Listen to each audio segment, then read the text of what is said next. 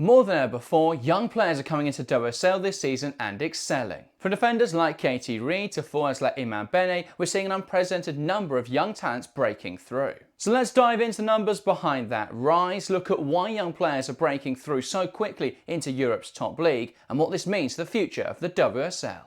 So let's start then by diving into the data. Now the numbers are a little bit patchy on these sorts of statistics. What we can see is that between 2017 and 2022, the average age of players in WSL increased by 2.3, as we saw an increase from 24.3 to 26.8. And this was the most of any major women's top division, and it put the WSL only behind the NWSL in terms of average age. So as you can see, a huge increase over that period. What we see now though is that in this season so far, the average age has been 25.4. So still not as low as we had it back in 2017, but it's still significantly lower than what we saw in 2022. And this shows the number of young players coming through right now. In fact, 40 players under the age of 21 have made an appearance so far this season. So we're seeing this huge influx of young talent. Let's start though by taking a look at the standout performers, highlighting their strengths, their maturity, but also their weaknesses. So the first player I want to highlight is Reid, and this shouldn't really come as much of a surprise. I don't think there's many people that watch WSL who aren't familiar with Reid by now, because the 19-year-old has taken the league by storm this season. She stepped up into a first-team position this season. Last year, we saw a little bit of her deputising at right back, but with the absence of Leah Williamson, we've seen her step up as that right centre half. And Reid often on the right centre half of this Arsenal side then, and what we've seen from Reid this season is that she's incredibly athletic and technically gifted centre-back, and when Arsenal building up in this 2-4-2 shape, or 2-2-4 shape I should say, when the two strikers split, what we see is that Reid in this sort of role is able to pull off that Williamson role with those forward passes, able to hold on to possession under pressure, and she's very comfortable in those sorts of positions. A lot of this comes because of her excellent reading of the game, and for someone so young, she's got this experience and understanding of positioning, of pace and of game intelligence, and of where players are going to make that movement. So we've seen a lot of quality already so far this season from Reid. Also what we've seen is that positional flexibility. Though she's primarily a central defender, we've seen her used at right back at times to this Arsenal side, and actually what they can look to do when they do that, and we saw this a little bit last season, was when they come forwards, they can tuck this left winger inside, have the left back overlap, Katie McCabe, and then as the midfield pushes up, right winger holds the width on this side, they can form a bit of a situational back three, and Reid can be on the right side of that. So that understanding, that readiness to fill the big shoes of any position, that versatility is such a crucial aspect of her game.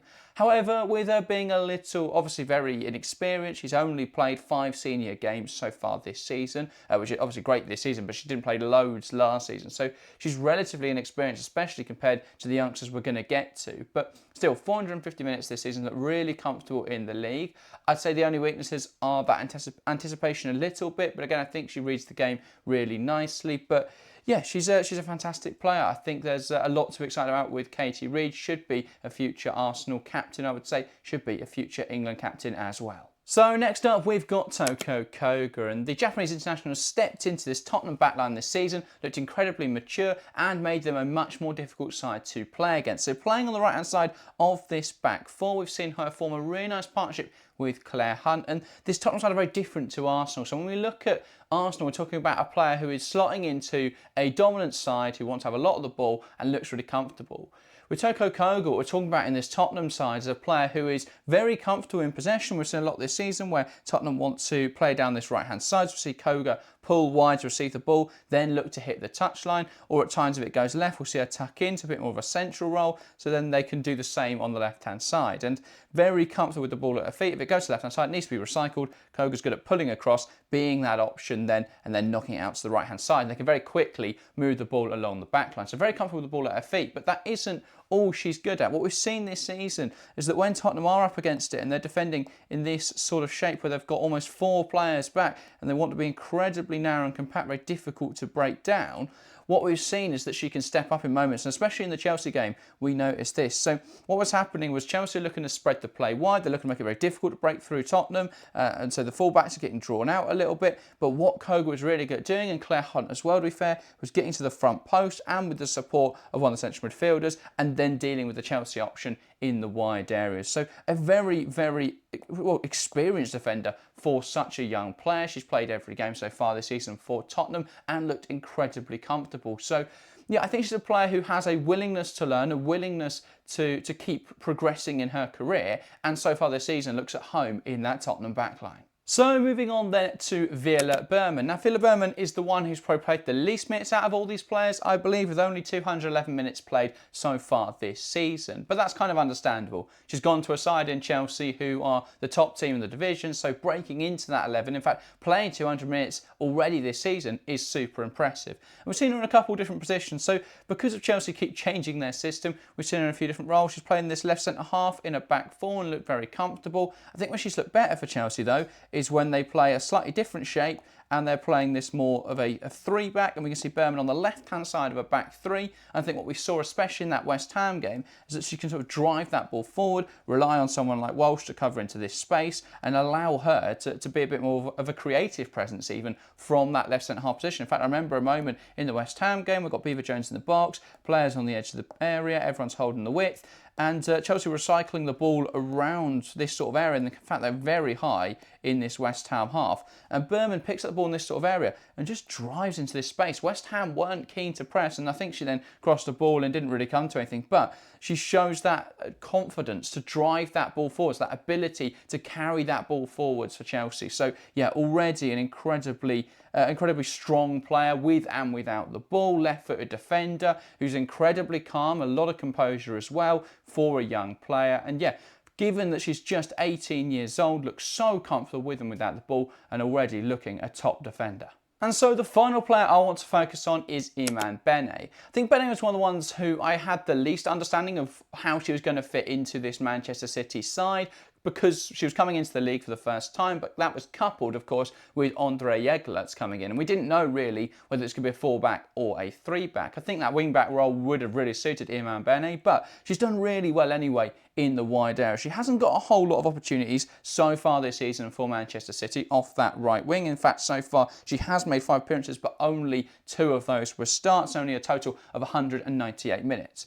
What we've seen from her on this right-hand side is that she's very capable at getting the ball forwards, very comfortable at holding the width, but also very capable at stepping up in those big moments. She's shown composure in these sorts of areas to pick up the ball and take shots. And already this season, she's scored 2 really important goals for Manchester City. I think getting those goals under her belt, showing that composure and being able to step up in those big moments has been so important already. As I say, got that late winner against Arsenal, scored the opening goal against, or scored the equaliser against Liverpool to get City back into that game. So yeah, has been really important so far this season. Another big skill, as I spoke about with Katie Reid, is that versatility. As I say, we've seen her in this right-back position where she can be a lot more of an attacking option than what City have. Someone like Kirsten Kasperai is great going both ways. Beney's much more of an attacking option. Or she can hold the width as sort of a right winger. And what we've seen a lot this season is that Beney's used far on this right-hand side, but often used later on in games, but can link up very effectively with Kasperai. Kasperai can go inside, or Beney can come inside to allow Kasperai to overlap, and their combination has been quite effective. Beney's also good at making these sort of back post runs, so when we see maybe Iwa Harvey overlapping, or if it's Lauren Hemp on this side, crossing that ball in, Beney's the kind of player that wants to meet it at the back post, wants to get it in this sort of position, and will take a shot. So already we're seeing that confidence, and perhaps what we wouldn't see from a more experienced player, just had that little bit of belief, taking a shot in an area where perhaps the smarter decision isn't to. But so far, Beney has been rewarded for just taking shots. So why are these players able to come into the league and look so good? Well, I've got 3 main points to talk about in this section.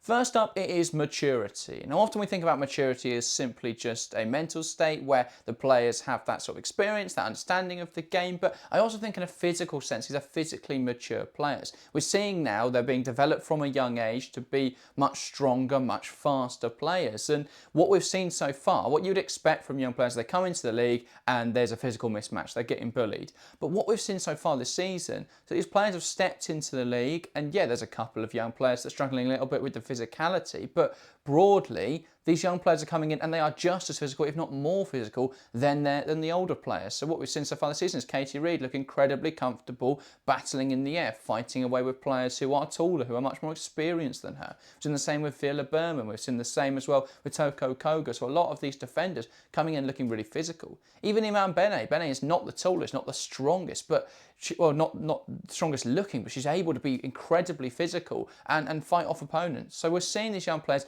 coming into the league and they look incredibly physically mature. But they're also mentally mature. Of course, there are mistakes, and we've seen a couple here and there. I remember in the Lyon game, I think that was a huge step up for Katie Reid, and she made a mistake in that game that led to Dumournay's second goal and ultimately Lyon's winning goal. But those, mistakes are expected. They're still incredibly raw players, but broadly, mistakes aren't too common, and these players are coming into the league, these younger players coming into the division and looking incredibly comfortable. So that's my first point. I think maturity is a huge thing. Second is enhanced development, and this is why for a few years now I've been saying that I think we're going to see a load of young players come through, and I think the next generation will come through a lot quicker than the last generation did. And that's because we've got a much higher enhanced youth development system now. We're seeing the coaching standard across the country has risen so massively in the last few years, and I think we're going to see a huge sort of production line of talent, a huge concentration of young talent coming through, especially in England, in the WSL,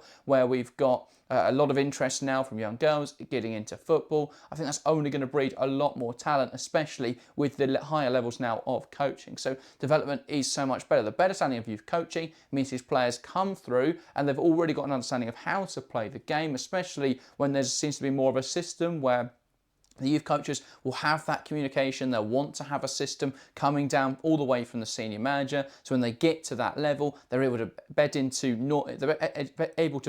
senior management incredibly quickly. So we've seen that with Reid this season. We've seen that with players like Beaver Jones stepping up, getting a loan move within the division, and then being able to play for the Chelsea first team. So I think we'll see more and more of that. I think that we're seeing players be coached to be very comfortable in possession. So that's why we're seeing players that are so good on the ball, because that is something that is prioritised at youth coaching now, is that players have to be very good on the ball no matter what position you play. So we're going to see players come through. When you think about some teams now, where you look at the older teams, the managers come in, they want to play this beautiful football where they're playing out from the back.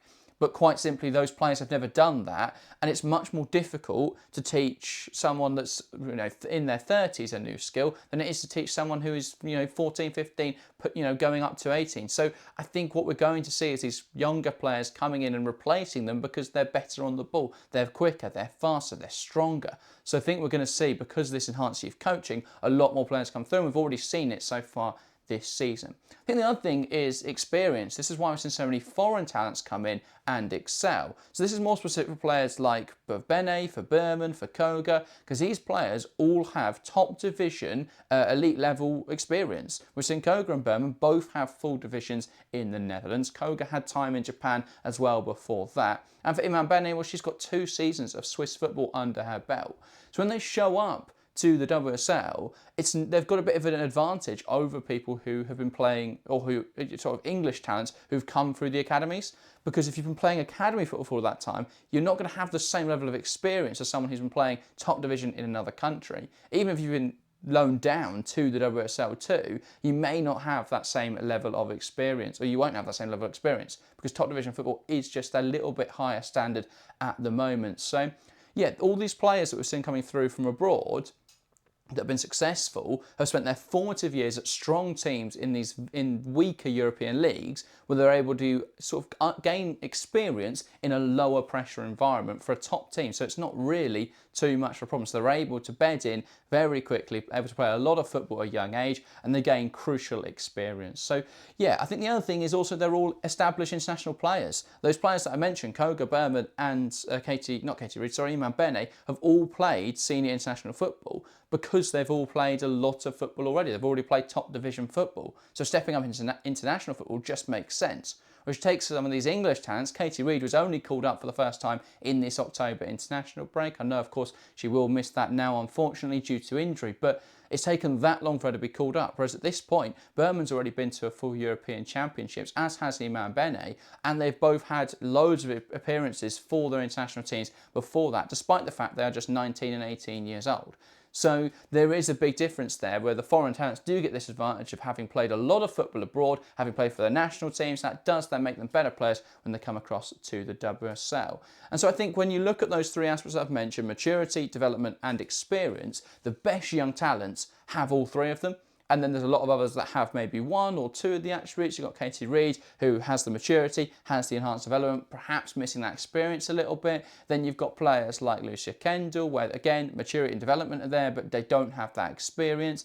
Rose Gaffardi, I think the reason she didn't work at Arsenal is why she's got that development, she's got that experience, she's played a lot in the Swedish leagues. I just don't think she's got that maturity. She's not incredibly strong, and a lot of her decisions are not the right ones. She's quite weak in terms of decision making, quite naive. So yeah, very raw. That's sort of expected. That's why she didn't work at Arsenal. That's why now in that lower pressure environment at Brighton, where mistakes aren't quite as harshly punished or scrutinised, she's now getting a lot more opportunities and she's flourishing in that environment. So yeah, I think we're going to continue to see more and more young talents come through in the next few years. So that is everything for today's video. I hope you have enjoyed. If you have, then you're going to like this video on screen now, where I take a look at another foreign young talent in the form of Alyssa Thompson coming through at Chelsea, a huge money signing, but that analysis is on screen now. That is everything though for today. I hope you have enjoyed. Get involved in the comments down below. Leave me your thoughts on the young players coming through, but that is everything. Thank you guys very much for watching, and we'll see you next time.